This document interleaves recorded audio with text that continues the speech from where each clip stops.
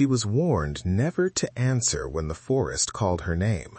But one night she did, and that single decision changed everything. In the quiet village of Obinna, where the mornings were filled with laughter and the evenings carried the rhythm of drums, life moved peacefully, almost as if nothing dangerous could ever touch it. Children ran freely between the huts, women sang as they cooked, and the elders sat beneath the trees, telling stories that blurred the line between truth and myth.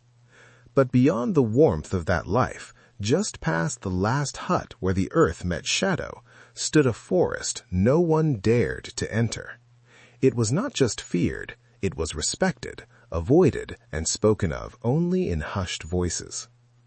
Adanna had grown up hearing those warnings, just like every other child in the village. She knew the stories of the forest, the ones about voices that called out to people in the night, voices that sounded familiar, comforting even.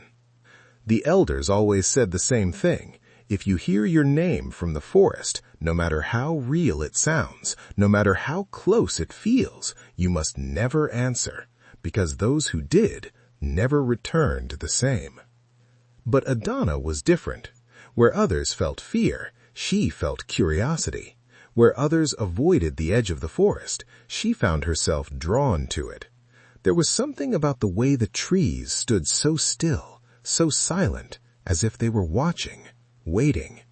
And sometimes, when the night grew quiet and the wind slowed to a whisper, she could swear she heard something calling her, not loudly, not forcefully, but gently, like it knew her. The first time it happened, she thought it was a dream. She woke suddenly in the middle of the night, her heart racing, her ears straining to catch the fading echo of a voice she couldn't fully understand. The room was still, the air heavy, and for a moment she convinced herself it was nothing, just her imagination playing tricks on her. But deep down, she knew what she had heard, and it unsettled her more than she wanted to admit. The next day she tried to ignore it. She went about her chores, spoke with her friends, even laughed when the others joked about the forest, but her mind kept drifting back to that moment, that voice, that feeling. It lingered like a shadow she couldn't escape, and by the time the sun set again, she found herself restless, unable to shake the sense that something was waiting for her. That night, the voice returned, clearer this time, closer. It called her name in a way that felt almost personal, not like a stranger calling out in the dark, but like someone who had known her all her life. Her body froze as the sound reached her, her breath catching in her throat as she sat up slowly, her eyes fixed on the door of her hut. Adanna stopped just a few steps away, her eyes locked on the glowing carvings as they shifted slightly, almost as if they were reacting to her presence. For a moment, doubt crept into her mind. This was real. Everything she had been warned about, it was real. But instead of turning back, she did something no one else had dared to do. She reached out. Her fingers trembled as they moved closer to the tree, the light reflecting off her skin as if inviting her, encouraging her. And the moment her hand made contact, the world around her shattered. Darkness swallowed everything. Then came the visions. They rushed toward her all at once. Her village, but not as she knew it. The sky was dark, the air filled with smoke, and the sound of chaos echoed in every direction. People were running, shouting, trying to escape something they could not see. Flames consumed the huts, spreading rapidly, unstoppable. Adanna's breath caught as she watched, her heart breaking at the sight. This wasn't just a vision, it felt real, as if she were standing in the middle of it. And then she saw it, a figure, standing in the distance, unmoving, watching the destruction unfold as if it had been planned, as if it had been waiting for this moment. The vision shifted, pulling her closer, forcing her to see what she wasn't ready to see. And when the face finally became clear, her entire world seemed to stop. It was someone she knew, someone she trusted, the Elder. The moment the realization hit her, the vision collapsed, and she found herself back in the forest, falling to her knees as the weight of what she had seen crashed down on her.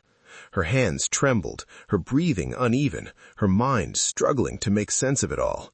Before she could recover, the air around her shifted again.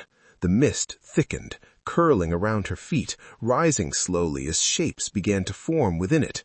Tall figures, glowing faintly, their eyes fixed on her with an intensity that made her freeze in place. They were not human, but they were not entirely unfamiliar either.